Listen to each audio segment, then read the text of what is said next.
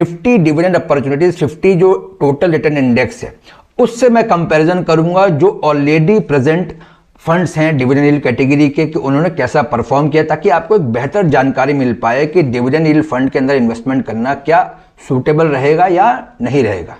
India की सबसे बड़ी म्यूचुअल फंड कंपनी, जी हां, एसबीआई म्यूचुअल फंड ने अभी 20 तारीख को एक नया फंड लॉन्च किया जिसका नाम है एसबीआई डिविडेंड यील्ड फंड। ये एक बहुत ही इंटरेस्टिंग कैटेगरी का फंड है क्योंकि इस फंड में सिर्फ उन्हीं स्टॉक्स में इन्वेस्टमेंट किया जाएगा जो कि रेगुलरली अपने इन्वेस्टर्स को डिविडेंड देते रहते हैं। माना जाता है कि ऐसी कंपनी जो है वो स्टेबल होती हैं, अच्छा मैनेजमेंट होता है और अपने निवेशकों का ध्यान रखने के लिए वो अपने इन्वेस्टर्स को समय समय पर डिविडेंड देते रहते हैं।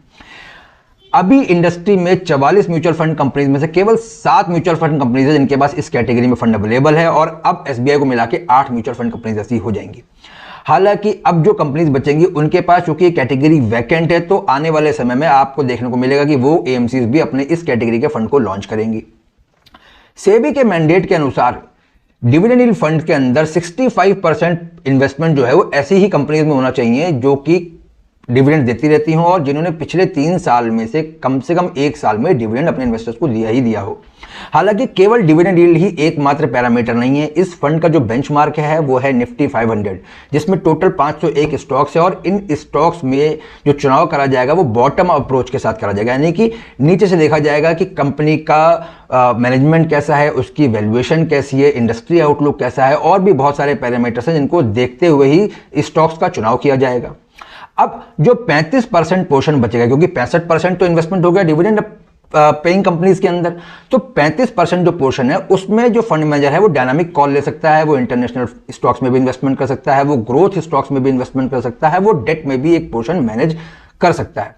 तो ये तो जो थी वो बेसिक जानकारी मैंने आपको डिविडेंड यील्ड फंड के बारे में दे दी। अब इसको बेहतर तरीके से परखने के लिए मैंने एक प्रेजेंटेशन तैयार करी है जहां पर मैंने निफ्टी डिविडेंड अपॉर्चुनिटीज 50 जो टोटल रिटर्न इंडेक्स है उससे मैं कंपैरिजन करूंगा जो ऑलरेडी प्रेजेंट फंड्स हैं डिविडेंड यील्ड कैटेगरी के कि उन्होंने कैसा परफॉर्म किया, ताकि आपको एक बेहतर जानकारी मिल पाए कि डिविडेंड यील्ड फंड के अंदर इन्वेस्टमेंट करना क्या सूटेबल रहेगा या नहीं रहेगा। तो चलिए शुरू करते हैं आज की प्रेजेंटेशन।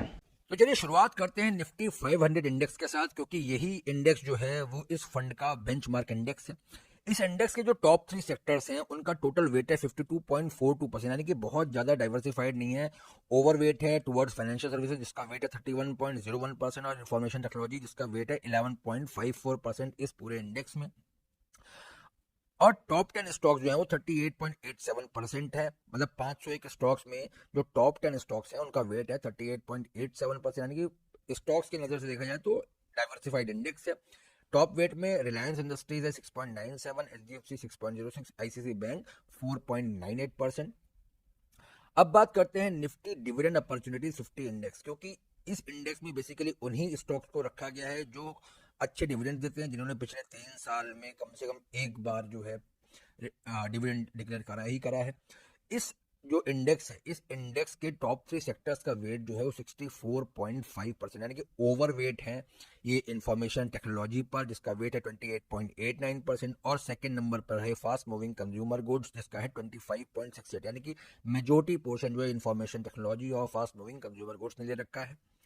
और टॉप 10 कॉन्स्टिट्यूएंट्स का वेट भी 50% से ऊपर है, 67.98% है टॉप 10 स्टॉक्स का वेट, जिसमें सबसे ज्यादा वेट जो है वो 2 कंपनीज का, आईटीसी का और टाटा कंसल्टेंसी सर्विसेज का। आईटीसी का वेट है 10.36% और टाटा कंसल्टेंसी सर्विसेज का वेट है 10.09, यानी कि 50 स्टॉक्स में 20% जो हिस्सेदारी है वो आईटीसी और टाटा कंसल्टेंसी सर्विसेज की है। अब बात करते हैं पिछले 15 सालों के रिटर्न्स की versus Nifty dividend opportunity 50 fund total return index.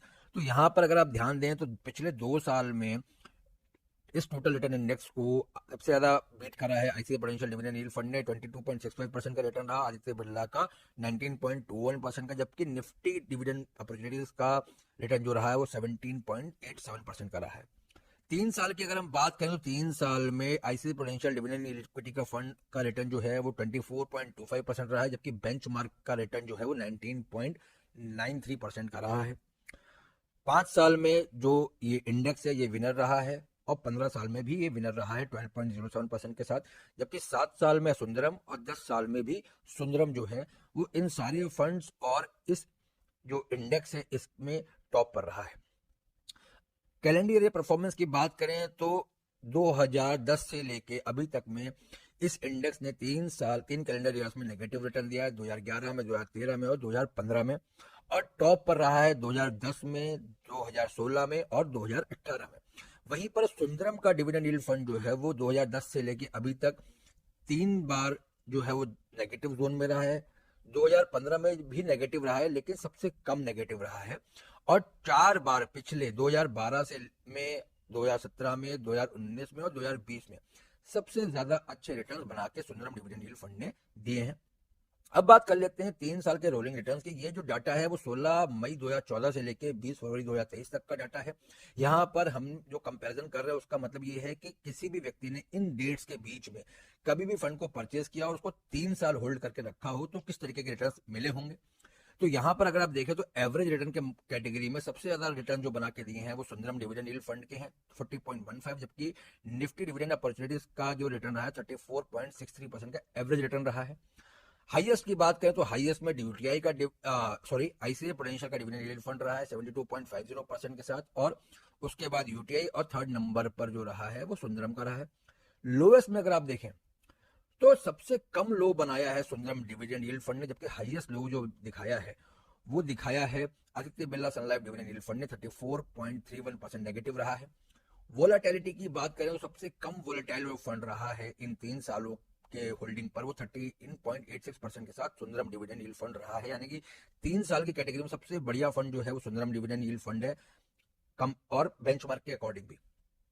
5 साल में अगर हम देखें तो एवरेज रिटर्न के मामले में सुंदरम डिविडेंड यील्ड फंड रहा है 62.78%, यानी कि 2014 से 2023 तक किसी ने अगर 5 साल के लिए होल्डिंग रखी है तो इस तरीके के रिटर्न बने हैं। हाई में जो है सबसे ज्यादा रिटर्न बना के दिया है वो भी सुंदरम ने ही दिया है, और लोएस्ट में अगर देखें तो 5 साल होल्ड करने पर इस फंड ने कभी भी नेगेटिव रिटर्न नहीं दिया है सिंस 2014। 14.36% का अच्छा रिटर्न दिया एब्सोल्यूट टर्म्स में, और नेगेटिव में देखा तो सबसे खराब परफॉर्मेंस रही है आदित्य बिरला सन लाइफ डिविडेंड यील्ड फंड की। इसने 5 साल होल्ड करने पर भी नेगेटिव 20.16% का रिटर्न दिया है।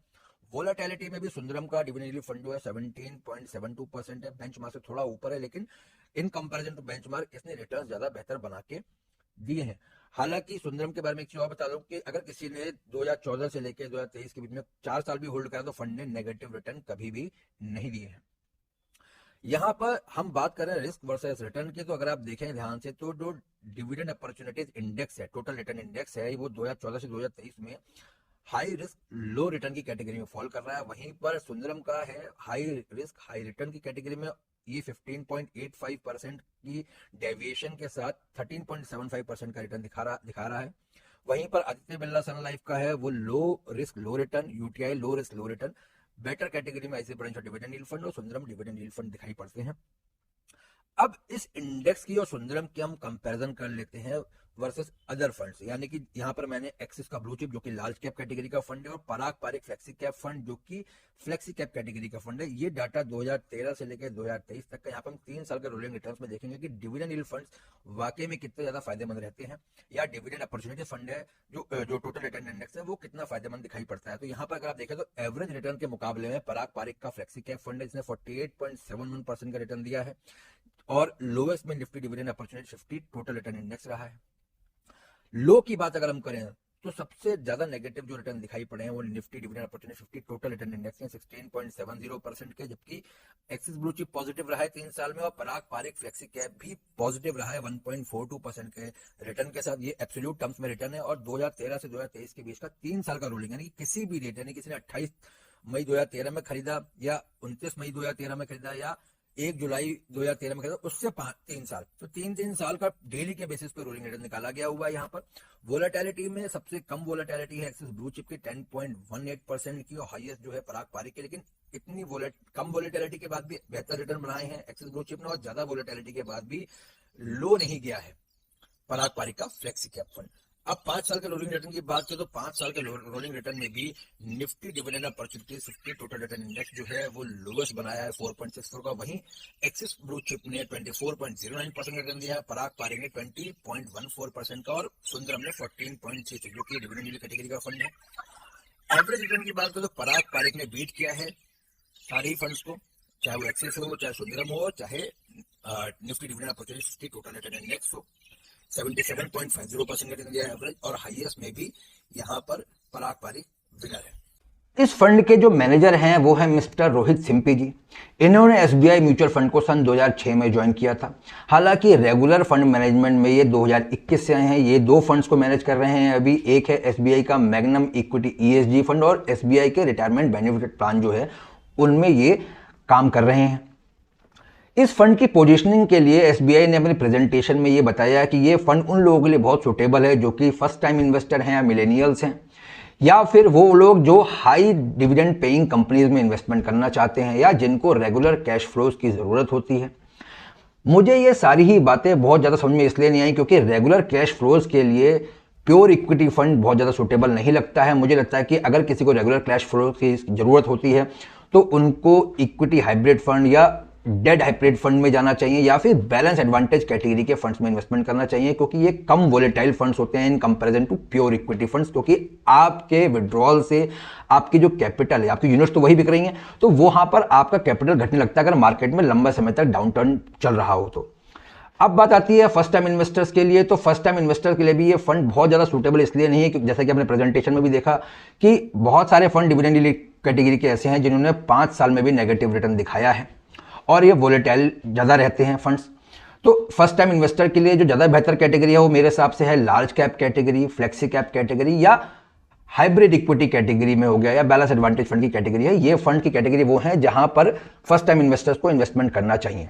अब बात आती है कि लॉन्ग टर्म इन्वेस्टर्स, मिलेनियल्स, या वो इन्वेस्टर जो कि अच्छा रिस्क बियर कर सकते हैं, जिनकी रिस्क बेयरिंग कैपेसिटी हाई है, उनके लिए बता दूं कि हाई डिविडेंड वाले इन फंड्स को बहुत अच्छे मार्जिन से बीट किया है फ्लेक्सी कैप कैटेगरी ने लंबे समय में, और large and mid cap category ने। अगर आप एग्रेसिव हैं तो आप स्मॉल कैप फंड्स को या मिड कैप फंड्स को चुन सकते हैं। खास बात यह है कि ये जो फंड्स होते हैं वो एक्टिवली मैनेज्ड फंड्स होते हैं। जैसे कि आपने प्रेजेंटेशन में भी देखा होगा कि सिमिलर कैटेगरी के फंड्स में काफ़ी ज़्यादा डेविएशन है रिटर्न्स में। कुछ फंड्स ऐसे हैं जैसे कि सुंदरम, जिसने कि काफ़ी अच्छा परफॉर्म किया है सिंस 2014 अभी तक। जो परफॉर्मेंस है वो काफ़ी अच्छी है in comparison to other dividend equity funds. बाकी फंड्स ने 5 साल में भी नेगेटिव रिटर्न जनरेट करके दिया है। अब हो सकता है कि ये फंड जो है वो भविष्य में बहुत अच्छा रिटर्न बना के दे, लेकिन मेरा सजेशन आपके लिए ये है, जैसे कि मैं हमेशा ही कहता आया हूं, कि किसी भी एनएफओ में या फिर नए फंड ऑफर में तब निवेश करना चाहिए जब वो कैटेगरी बहुत यूनिक हो, किसी भी फंड हाउस के पास वो ना हो, और आपके पोर्टफोलियो को डाइवर्सिफाई करने में मदद करती हो। अब अगर आप लॉन्ग टर्म इन्वेस्टर हैं, नए इन्वेस्टर हैं, और आप कम रिस्क लेना चाहते हैं, तो आपका निवेश जो है वो किसी लार्ज कैप फंड में, बैलेंस एडवांटेज कैटेगरी वाले फंड में, या फिर इक्विटी हाइब्रिड कैटेगरी में होना चाहिए। अगर आप अग्रेसिव इन्वेस्टर हैं तो आप फ्लेक्सी कैप कैटेगरी को, large and mid cap category को चूज कर सकते हैं। ये कैटेगरी मॉडरेट इन्वेस्टर्स के लिए भी है। और आपकी अगर स्टेबल सोर्स ऑफ इनकम है और आपका कोई भी गोल जो 7 साल या 7 साल के बियॉन्ड है, तो आप स्मॉल कैप्स और मिड कैप्स में भी एंट्री ले सकते हैं। तो कैसा लगा आपको आज का video? Please type in the comment box. मुझे आपके सुझावों की बहुत ज़रूरत है। अगर आपको लगता है कि कोई भी प्रश्न आपके मन में है इस वीडियो को लेकर, किसी भी प्रकार के इन्वेस्टमेंट्स को लेके, इंश्योरेंस को लेके, तो please type in the comment box. मैं आपके सवालों को जवाब जरूर दूंगा। Thank you.